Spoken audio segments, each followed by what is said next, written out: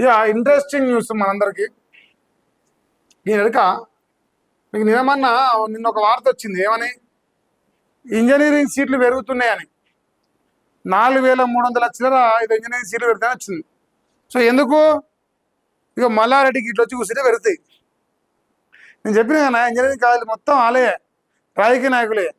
ఇప్పుడు రాజకీయ నాయకులు ఇగో మరి రేవంత్ రెడ్డి సభకు మల్లారెడ్డి వచ్చింది. మళ్ళా రేవంత్ రెడ్డి పక్కనే కూర్చున్నాడు. ఆల్మోస్ట్ 1-2 సీట్లు గడిగిట్టు. ఇప్పుడు ఈయన బీఆర్ఎస్ఆ కాంగ్రెసా ఉన్నాడా పీకిండా ఇంకా తెలియదు. చెప్పాలి మరి అదన్నా.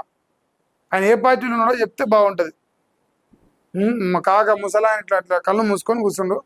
సో ఇప్పుడు బీఆర్ఎస్ వాళ్ళు ఈయన ఏ పార్టీ అంటారు. ఇప్పుడు ఆయన బీఆర్ఎస్నే ఉన్నాడా, కాంగ్రెస్లో దుంకిండా, దుంకుదామని అనుకుంటుండా, ఏదో ఒకటి క్లారిటీ ఇవ్వాలి. ఇక గట్కేసర్లో శనివారం సీఎం రేవంత్ రెడ్డి పాల్గొన్న సభా వేదికపై ఎమ్మెల్యే మల్లారెడ్డి బీఆర్ఎస్కు మల్లారెడ్డి గుడ్ బై చెప్పిండు. సో కార్యక్రమాలకు హాజరు కాని మేడ్చల్ ఎమ్మెల్యే 18న గట్కేసర్లో సీఎం సభకు హాజరైనట. కేసీఆర్ కుటుంబంపై రేవంత్ రెడ్డి విమర్శలు చేసినట. సభ ముగిసినాకైనా ఖండించని మాజీ మంత్రి అంట. సోషల్ మీడియాలో బీఆర్ఎస్ శ్రేణుల ఫైర్ అట.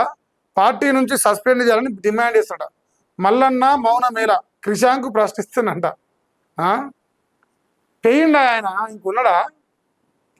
ఇప్పుడు ఆయన కోడలేమో బీజేపీ అంటది, ఆయన ఏమో కాంగ్రెస్ టీడీపీ అంటాడు. అలాగే పాత సోపతి ఉన్నది. టీడీపీలో గతంలో పనిచేసిండు. ఆయన మొదటిసారి టీడీపీ ఎంపీగా గెలిచిండు మల్కాజ్గిరి నుంచి. సో అందువల్ల ఆయనకు టీడీపీ వాసన తగిలిందేమో, అటు వేయిందేమో తప్ప. Revanth Reddy engineering college seat పెంచిండు. పెంచినందుకు కృతజ్ఞత పోవాలనా వద్దా? పోయిండేమో పాపం ఆయన. వాళ్ళ పార్టీ శ్రేణులు సోషల్ మీడియాలో ఇట్లా 7 దోషుల మనెత్తిపోస్తారు మల్లారెడ్డి పైన. పార్టీ మారిన వాళ్ళు లేదా చెప్పి మరి అట్టన్న ఫైనల్గా. ఇక బీఆర్ఎస్ కీలక నేత మేడ్చల్ ఎమ్మెల్యే చామకూర మల్లారెడ్డి ఆ పార్టీని విడతారంటూ కొన్నాళ్ళుగా జరుగుతున్న చర్చ తాజాగా ఊపందుకుంది. కొంతకాలంగా బీఆర్ఎస్ కార్యకలాపాలకు దూరంగా ఉంటున్న మల్లారెడ్డి ఈ నెల 18న గట్కేసర్లో సీఎం రేవంత్ రెడ్డి సభకు హాజరు కావడమే ఇందుకు కారణం.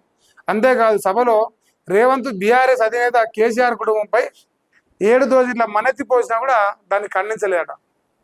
ఎట్లా ఖండిస్తాడా? అరే మల్లారెడ్డి ఏమంటారు, అరే రేవంత్ రెడ్డి అంటే తొడగొట్టుకున్నావు కాబట్టి ఇట్లా ఎవరు మల్లికాక.